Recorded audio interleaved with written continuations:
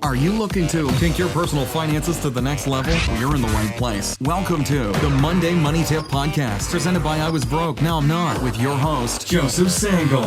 Well, welcome to the Monday Money Tip Podcast, episode number 70. My name is Joe Sangle, and I'm one of the co-hosts of the I Was Broke, Now I'm Not Monday Money Tip Podcast, and that was the voice of my co-host, Megan Hibbert. Are you fired up today? Yes. Happy Monday. Yes, and it's November, Ooh. and fall has been in the air. It's been amazing. Yes.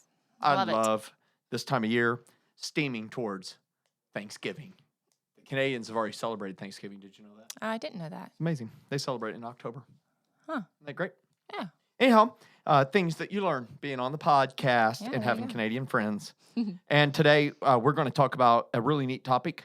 Tell everybody what the question is, what we're going to focus on with this episode of the Monday Money Tip Podcast. Yes. Today, our question is, we're talking about the power of planning. So our question is, I really don't like dealing with money. It's a very frustrating topic for me. As such, it's hard for me to generate enthusiasm for budgeting and financial planning. Can you help me become as enthusiastic as you about money? I don't know if that's possible.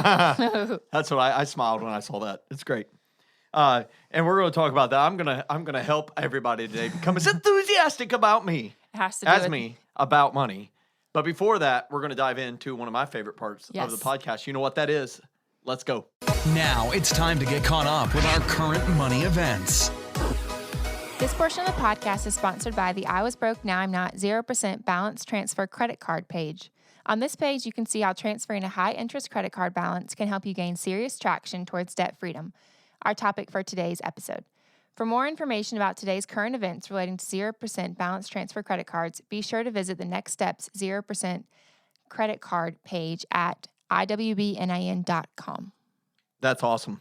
And by the way, we did a whole episode on 0% balance transfer credit Yes. cards recently, too. We will and link we'll have it. a link to that in the show notes on this current money event section.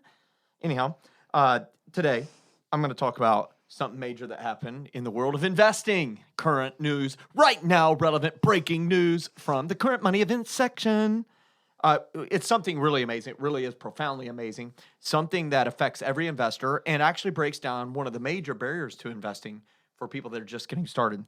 And that is that trading fees went away. Did you know that? I didn't. That's amazing. And so, according to an article from CNBC, which we're going to post a link in the show notes, I just want to read some components from it. That says, after Silicon Valley startup Robinhood, which is one of those apps I think we mentioned on the Money Apps section, after they offered stock trading for free in 2013, 6 years later, analysts predicted it was only a matter of time before the major brokerages were also forced to go to zero. Isn't that amazing? Yeah. When somebody comes up with a way to do business differently, it transforms the overall, it just revolutionizes the industry. It's like Amazon. Yeah. And so watch this. The company, Schwab, made a huge decision. They cut trading fees to $0. And it says the company, with a market value of about $54.7 billion, is hoping the lost fee revenue will be made up for it in new assets for the firm. The last time the financial services company, with about 12 million active brokerage accounts, of which all of our employees have an account with them, because that's where we manage our simple IRA, retirement accounts, the last time they lowered their commission fee was in February 2017.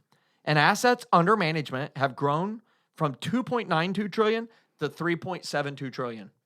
So doing some quick math, that's kind of like 25% growth. True. And that's according to a Charles Schwab spokesperson.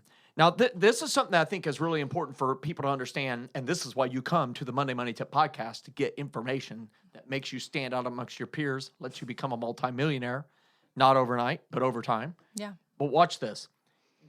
Warren Buffett, the Oracle of Omaha, who's widely regarded as the greatest investor America has ever seen, saw this same thing with insurance. So he brought the government employees insurance company. Do you know what the name of that company is?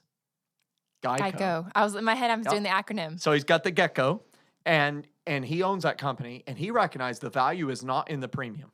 The value is in this thing that they're required to hold called float. The money they're required to keep so that they can pay out when calamities happen. Right. And he recognized that the real money is that big pile of cash that they can use that in certain ways. And even if you make 1 or 2 or 3% interest on that money, it's an enormous amount of money. So right now there's over $100 billion, I believe, in the float at Geico. And it's incredibly valuable. And what Schwab is recognizing, and it's what Robinhood recognized 6 years ago, it's what Facebook has recognized, and Amazon and all of them, is that more valuable than getting a trading fee from the trader is the information about that trader. And understanding, so if you go into Schwab or any of these trading decks now, you can link external accounts. Right. Well, why do they want you to do that? They want to know all about you. Because they want to know all about you. Yeah. Because then they can say, this person has $50,000 with us, but they're actually worth $721,000. How can we get that And they money? can market differently. Yeah. And so that value is the big data. And so it's they said in this article, Schwab's announcement is likely to pressure TD Ameritrade, E-Trade, Scottrade, and all of them to drop commission fees. However, trading commissions make up about 25% of TD Ameritrade's annual revenue and 16% of E-Trade's yearly revenue. That's a much larger portion of the revenue than Schwab's 7% revenue. So, ding, ding, ding, in breaking news in the current money events section, they all went to $0 the next day. And so that's super important. So here's Joe Sengle's view. Ask me my view. What is your view? My view. Thanks for asking, Megan, and everyone out there in Monday Money Tip listener land. My view is this. One more barrier to entry of investing for new investors has been eliminated. That's good news. However, one big caution that I have is the elimination of trading fees can tend to remove a hurdle to trading, and it might not cause people to have the right behavior because they might start day trading, which means I don't have to pay $4.95, which was the latest amount they charged to trade. So it doesn't cost anything to trade now. So I could trade today, buy it today, sell it tomorrow, buy it again, and it can cause day trading. Sounds and exhausting. Listen, day trading rarely works. Yeah. That's why there's not an episode of the Monday Money Tip podcast about day trading. Watch this. Some people do win at day trading, but also some people win the lottery. Okay? So don't let day trading happen with any money you aren't willing to lose or any money that would impact your ability to pursue a dream. So if you want to do some so-called greedy money investing, day trading, have at it. Just remember what the Bible says about greed stuff. Anyhow, we got a link to the article, and I think it's great news. I'm very excited about it because we can buy and sell stocks, mutual funds, all that stuff within our trading accounts. And to have that down to $0, I love that for me. I love it for our team. And I love it for anybody out there who's investing. Yeah. So that's it for today's current money events section. Awesome. Oh, one more I was thing. going to say there's one more thing. One more thing. We are so excited. At least I'm excited. I don't know if Megan's excited. But the 2020 Money Book is now available for pre-sale. So pre-sales have begun, and there's a lot of bonuses that come with it. And we're going to have the website link. What is the website? Yep. You can find it at iwbnin.com/2020. So /2020. Yep. So just 2020. Is it capital 2020? Oh, that's funny. Anyhow, when you go there, you can get access not only to the book, but some extra checklists, some great videos, some extra learning that comes along with it, and some other bonuses and premiums that we've thrown in there. Super excited about this book. What we're trying to do is for the year 2020, help really connect all of your dreams to real dollars so that they can get funded. And we're super thrilled about that. It's going to be releasing in December. The official date will be known shortly. It will actually be on the website. As of the date we're recording this, we have to have some more conversations on the official release date. However, I do know the pre-sales have begun. Yes. And so go to iwbnin.com/2020 and get started on connecting your dollars to your dreams It's going to be awesome. and your dreams to your dollars.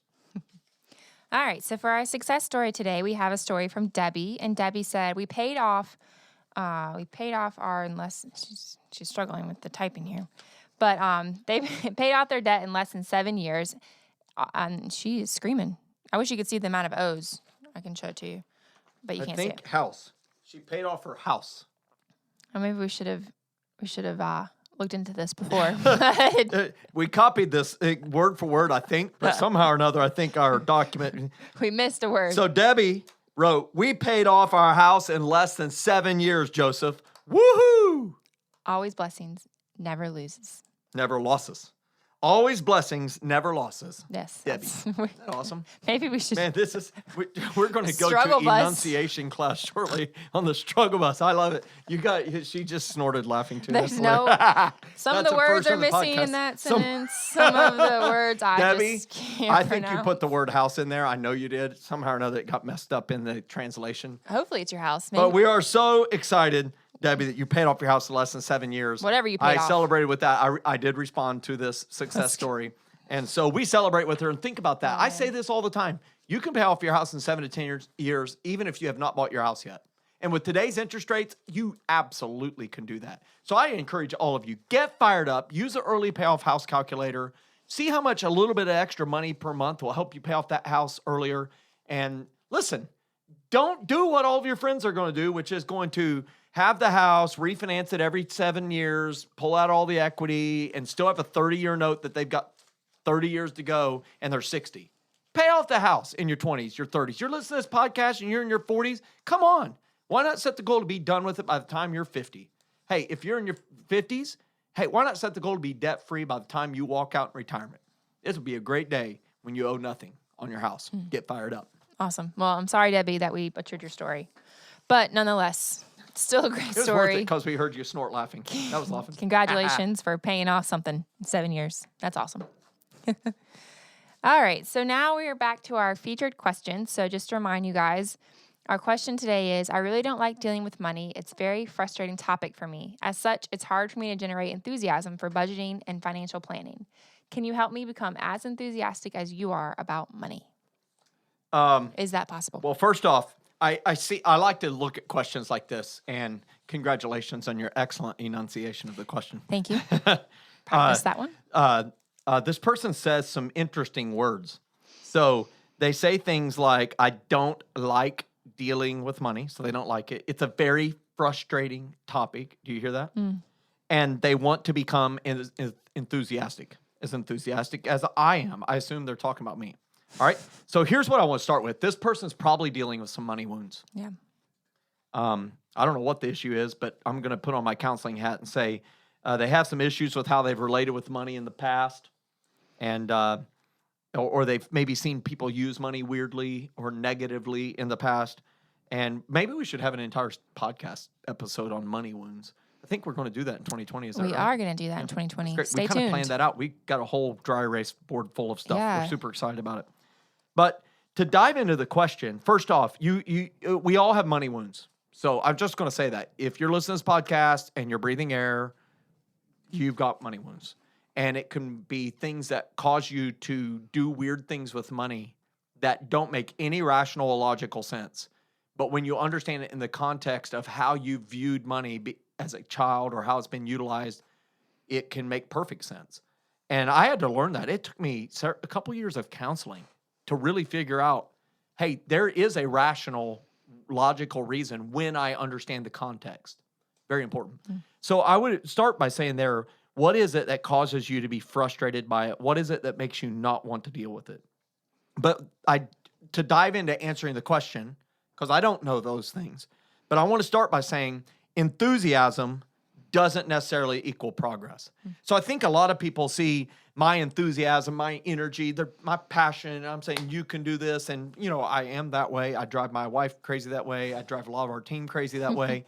But here's what I know. I really do believe people can win with their money. It's my calling. I want to help people accomplish far more than they ever thought possible with their personal finances. That's what I want to do. But here's what I know. It's a calling, so it comes with a special energy and a passion for me. Right. Don't compare your personal enthusiasm or lack of it with mine or any other person for that matter. Because watch this. I've done a lot of coaching for people and they leave fired up. I mean, they're so fired up. They're high-fiving me. They're wanting to hug me. And then as soon as they leave, they encounter an obstacle.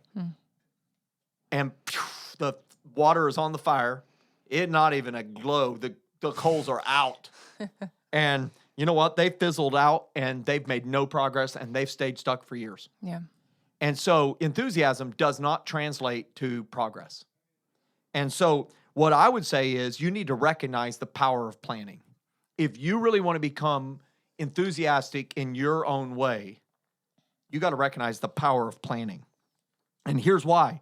When you have a clear plan for your life and a plan for your money, well, then you're going to start to make a lot more progress.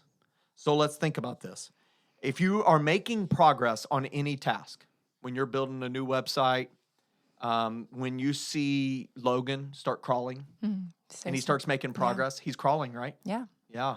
I can't believe it. And does he not get frustrated when he's not making progress? He's like kind of stuck maybe? Yeah. He sees something that he wants and he gets frustrated when he can't figure out how to get to it. Yeah. But when he starts making progress, man, he's fired up. He's got a smile. and even from an infant, we can learn that when we make progress, more energy comes with it. Yeah. It's very, very awesome. My puppy, when I got her, she's a little dinky puppy. She's a little golden retriever, little ginger justice. She's so cute. Well, now she's like half-grown golden retriever. When she was a little BB, she could not jump up into the bed of my truck or the floorboard of my truck. Yeah. I had to carry her. Well, now she can jump right on the couch. You know, she can jump right into the floorboard of my truck, and she's made progress, and it generates enthusiasm, and it generates energy. And so let me give you some practical examples of how the power of planning works that I really want to encourage you. If you don't like talking about money, if money drives you crazy, start planning your why, planning the things that take money that you're enthusiastic already about. So for example, if you're going to build a house, I went to build a house in 2014 and in 2014 went to build this house, and we bought this property in June of 2013. We bought 11 acres out in the country, and we kind of thought we'd hold the land for a while, and then we're like, you know, we got a new baby. The baby's sleeping in the office. There's no more room in the inn. And our son, she could share a room with the son, but he loves his little sister aggressively. And so we felt like that was like challenging for her health and livelihood. Yeah. So we started planning this house. Now, what if we had built a house with no house plans? I don't even know how you would do that. Who's going to build it? Yeah. No one's going to build it. They're like, what do you want to build? I want to build a house. Congratulations. You know how many bedrooms? No.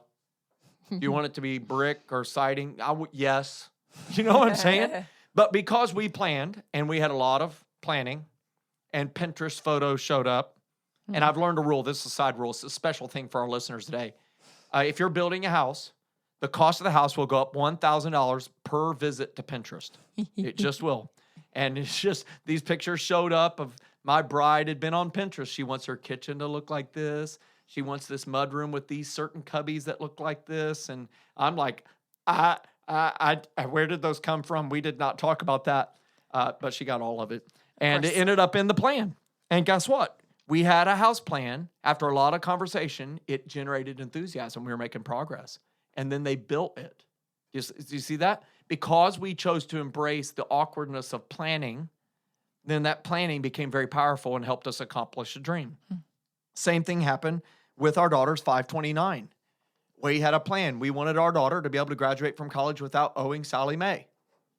It seems like a reasonable dream. Lots of people graduate owing Sally Mae or one of her first cousins, Great Lakes Servicing, Nelnet, Federal Direct Loan, whoever it might be, or a private loan. So we put together a plan which said this much money per month, this type of interest rate kind of equals this much money. That's 4 years worth of tuition, room, and board. And we did that. We automated it. And every single month, it was awesome seeing us make progress. 2008 and 9, the market went down. The 529 went down in value. Not so fun. Kept at it. And when she went to college, all the money is there. Yeah. And so it's the power of planning. We did this when we were buying land. And I get to say today, you know, as we record this podcast, Jenna and I just finished our 197th consecutive month of budgeting. That's awesome. That is 16 years and 5 months. And guess what? We not only prepared it, we followed it. It's the power of planning. And if you want to be able to take these steps with your money and be less frustrated, I think it's knowing your why and then recognize this power of planning, that connecting your dream to your money. It's kind of like the book 2020. Conveniently, which you can buy through pre-sales right now and get the best deal. But here's what I want you to know. This power of planning will create so much energy that you'll forget that you didn't like the topic. because you'll see progress. So can you name a time like for you and Jordan when you guys had kind of a plan that you're kind of working towards and now you've been able to realize the fruit of that? Yeah, I'm trying to think. I know there's one. Well, I guess our current, hasn't come to fruition at the moment of this podcast, but it will hopefully. So one of our dreams is to buy a boat. Yeah. So that's just one of the things that we want to do. We want to be able to host people on it. We want to be able to have, family gatherings and families out. Jordan grew up on the water, and he grew up overseas, so in Indonesia and the Philippines. And so for him, it's just like, it's one of the things he wants. One of the things he wants for our son. And so, we've been saving and moving towards that, and he's been searching and shopping and searching and shopping. And I think it's cool that, we had this goal. We're working towards it. We know why we're working towards it. We're not just working towards it because we want a boat. We're working towards it because of the relationships that are going to be deepened and, the family bonding that we're going to have and, all these other great things that are going to come out of that. And so I think for us, that's one of the things that like we're working towards. And, people could say, well, like you could use that money other ways. We could. Yeah. But, we've chosen that this is something that our family values. It's like time together. And this is the hobby that we want to have together. And, it's a great investment. Yeah. And so we're investing in our future. I have a friend the guy who said that the best 2 days of boat ownership are the day you buy it and the day you sell it must have been a miserable man. Yeah. Because it's all those memories that you make. Yep. And the hours that you spend on the water. And I've been able to do a lot of skiing, a lot of fishing, a lot of swimming. Yep. And we have a giant lake near us, Lake Hartwell. It's like 40 miles long or something like that. And then Lake Jocassee, and Lake Secession, Kiwi, Santee Cooper. Yeah. Lots of great places to go and enjoy water sports. So that's awesome. I think of another dream that you guys funded, which was a car as you were looking to expand your family. As you were saying that, I was like, oh, the car. That was probably the first one that popped in. Yep. So we, when we got married, we both had 2-door cars. Which is tough fine when you're like young, when you're whatever. A dink, a double income, no kids. Yes. But we knew those days when you slept all night. What is that?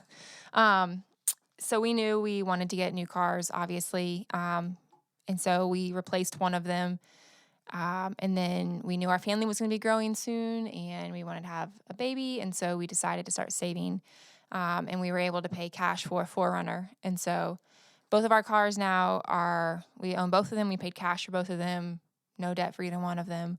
Because we had this dream, we saved and we, sacrificed in other areas when a lot of our friends are going out a lot to eat lunches or dinners or whatever. We eat at home. And when our friends are paying cable or, when they're going shopping at the outlets. And, it's not that we can't do these things. We've just chosen what our priorities are. So for right now, our priorities when we were saving for the 4Runner was that. Yeah. And we decided to sacrifice other places so that we could be, buy that car and be debt-free and not have to have a car payment for that. So for us, that was an important thing that we wanted to do. Yeah. And I think all the podcast listeners can tell that the way that you demonstrate enthusiasm is far different than me. Yeah. Mine is outlandish. I tend to sing and all this crazy stuff, but it doesn't mean you don't have the same fervent passion. Yeah. And the same energy towards planning. And so that's the thing that I just finished with communicating is do not equate enthusiasm with progress. Right. Equate progress with progress. And one of the things that I know when you are frustrated by money and it intimidates you, you procrastinate a lot. And so here's the thought that I had today. I'll drop this thought and then we'll move on with the end of the podcast. But watch this. If you choose to procrastinate, it is a choice, isn't it? Yes. And if you choose to procrastinate again, well, then it becomes a trend.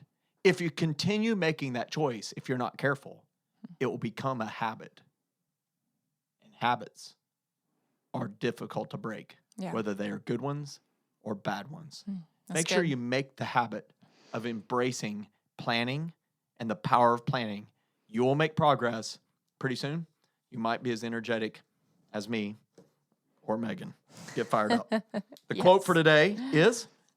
Our quote for today is from Henry Ford, and it says, "Failing to plan is planning to fail."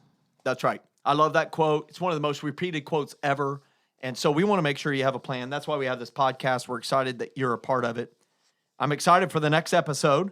We're going to talk about saving money. Yes. So the next episode, We are going to address the challenges we face when we're attempting to save money. So make sure you listen to episode 71 when it comes out next week, because it's going to be filled with practical nuggets that you can immediately implement in your money habits. Yes. So it's going to be awesome. And also, don't forget, if you like today's episode, please help us get this podcast to others who could benefit. You could do this by quickly rating our podcast and leaving us a review. And these ratings and reviews will help us make our podcast better for other listeners. And also, don't forget, on the last Monday of the month, which I really enjoy these last Monday of the month, we answer your top money questions. So if you have questions, make sure you send those in. You can email them to us at info@iwbnan.com or any of our social media avenues. You can send them in to us as well. And your question could be featured on the podcast, and we'll try not to mess up your question.